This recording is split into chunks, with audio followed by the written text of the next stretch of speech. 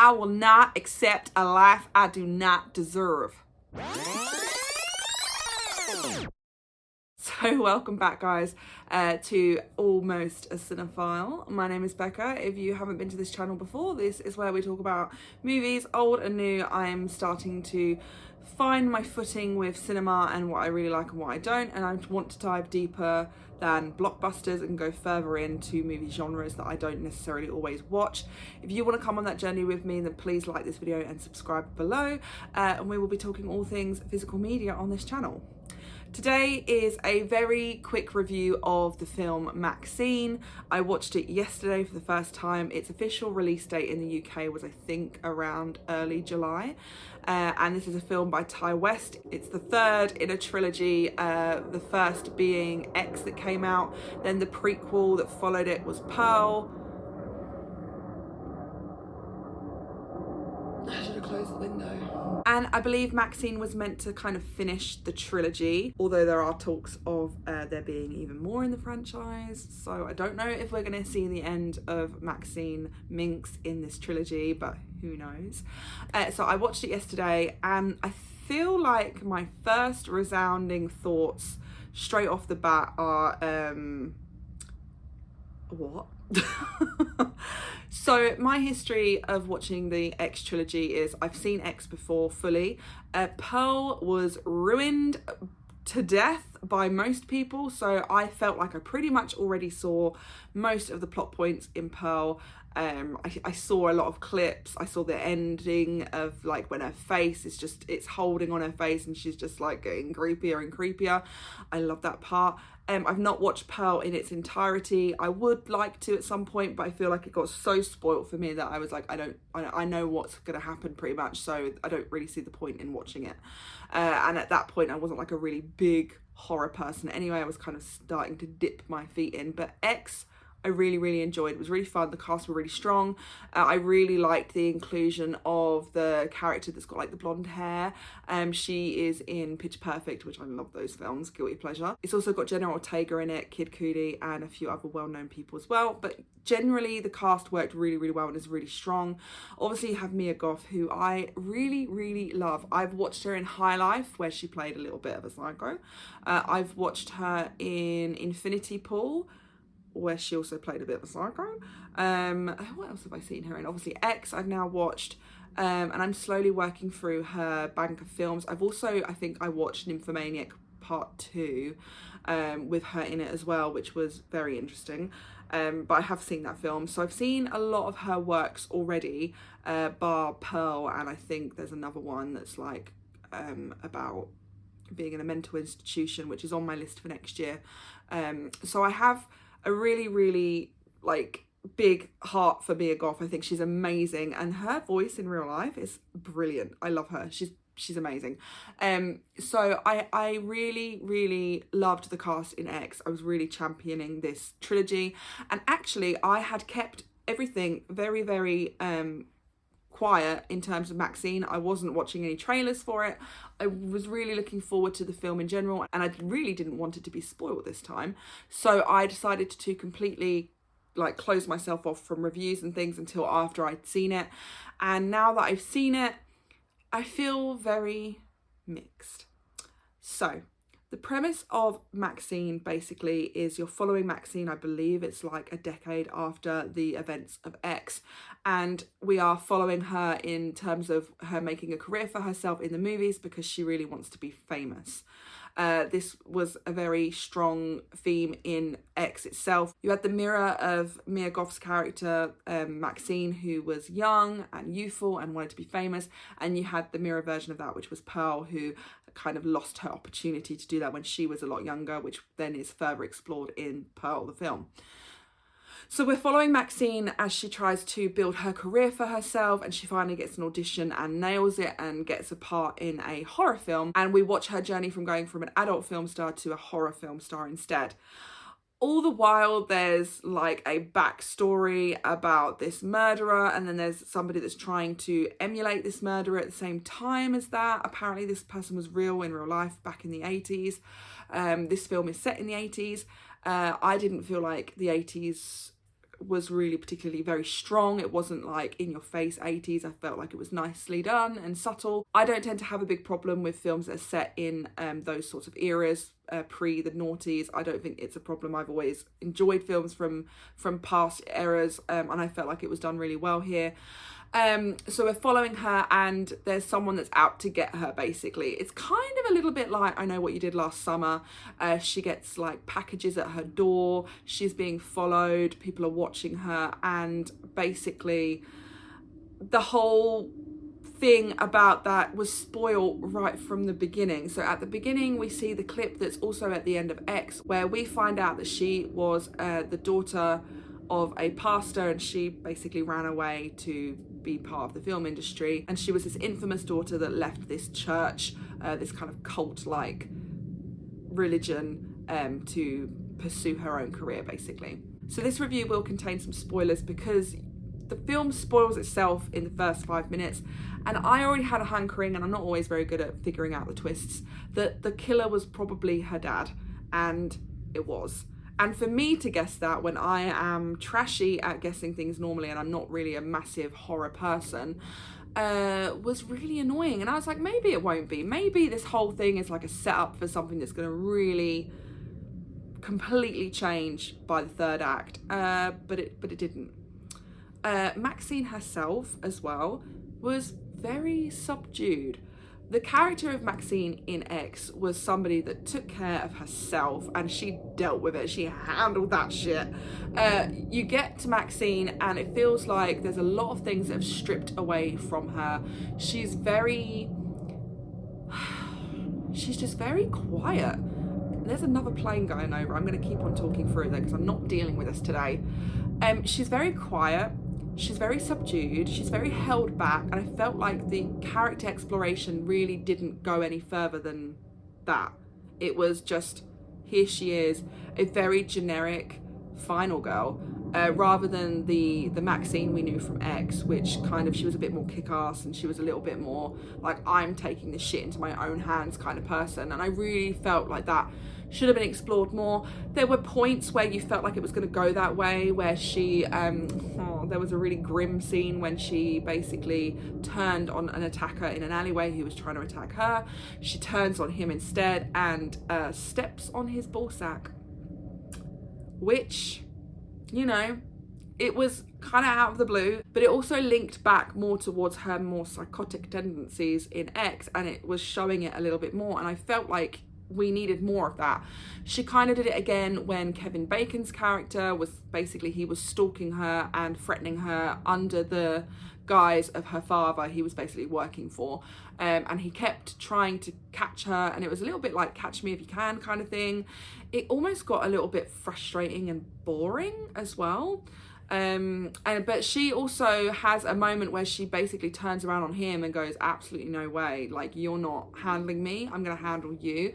And the kill for that was also really, really good. But then again, we went back again another step. It was like one little step forward in terms of what we wanted MaxXxine to show us, and then all of a sudden we were going back again to a helpless, like, I can't deal with this kind of character. Like, there's also a scene where she has a panic attack when she's covered in this, I guess, like a plasticky thing when they make molds of your face.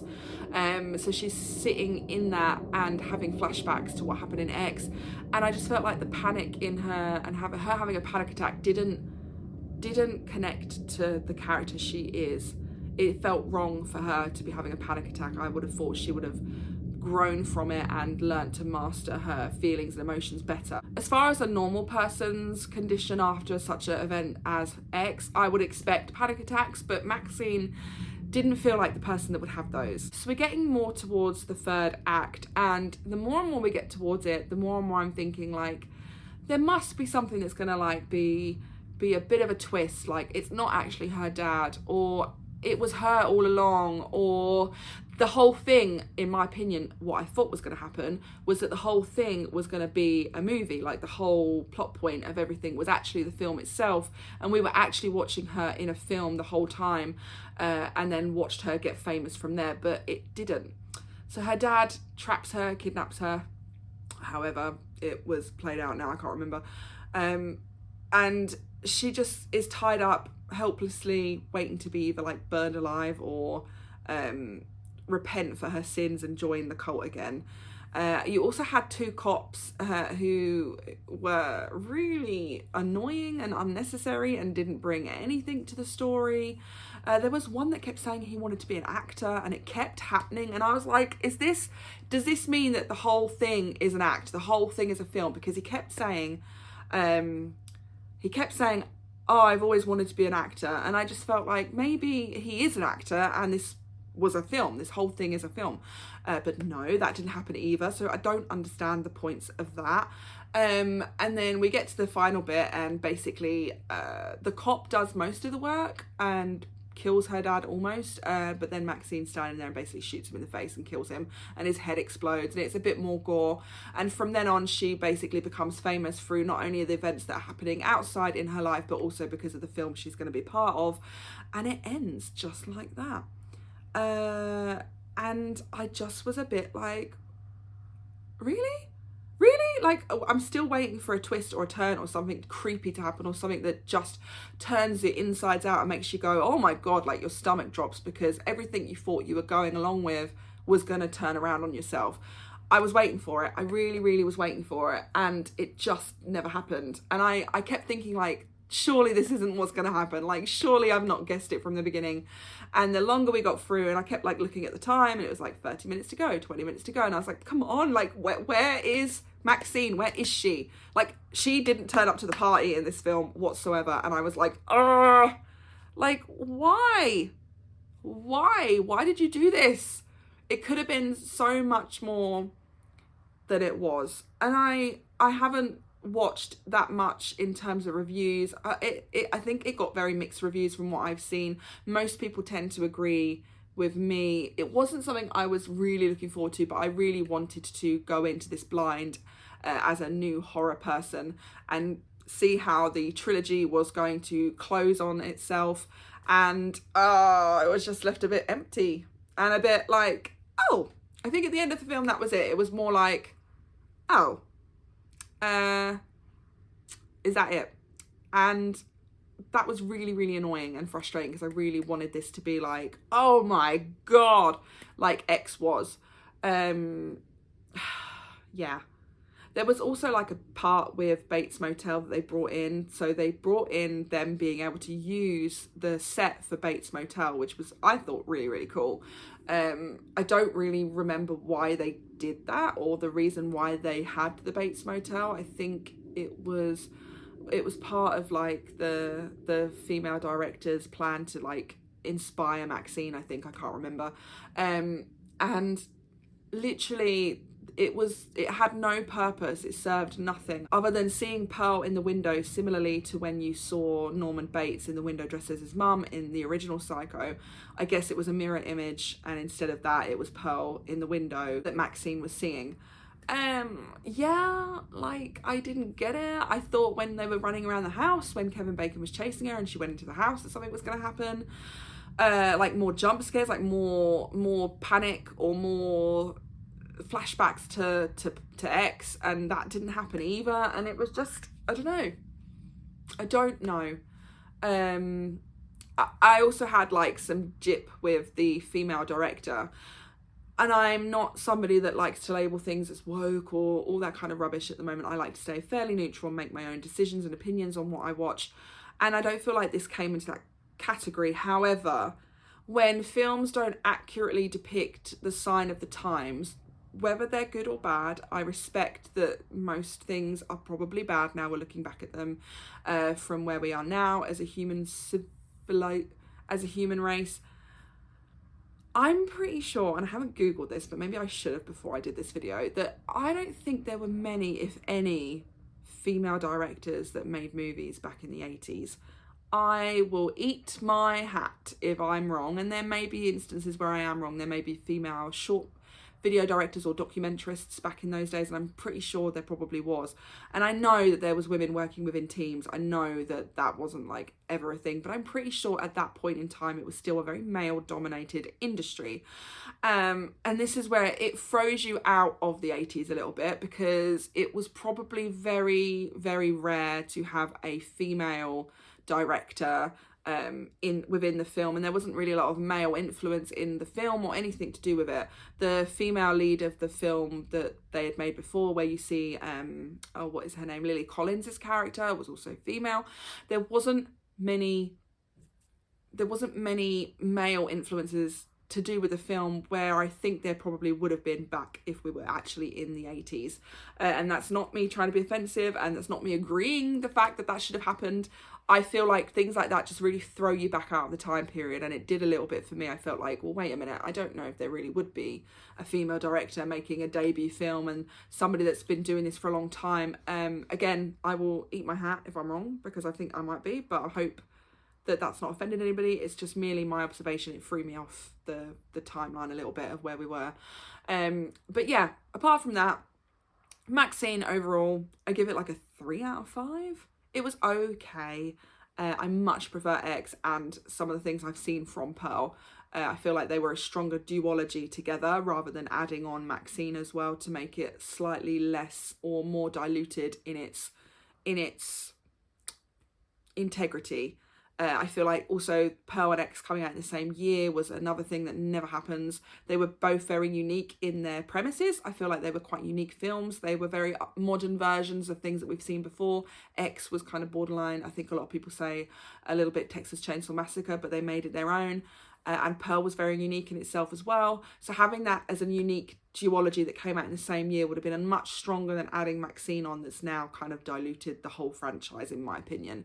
And as I said, there have been rumours that there may be more, that Ty West is going to add to this franchise. And again, I'm not really sure where we would go from here, from MaxXxine's point of view, or where we would go in her story. How many time jumps are we going to do? Are we going to move away from her completely and choose a different character? But then there was nobody really left from any of the franchises, from any of the 3 films that we've seen, that are left alive to be able to kind of go forward with. So I don't know. That is my review of MaxXxine, and please let me know what you guys thought in the comments. Have you actually seen it yet? What did you think? Were you excited about it? Did you like it? Did you feel like it was a bit meh, or did you absolutely hate it? Let me know in the comments what your thoughts and feelings were about this film, and I will see you in the next one. Thank you so much. Bye.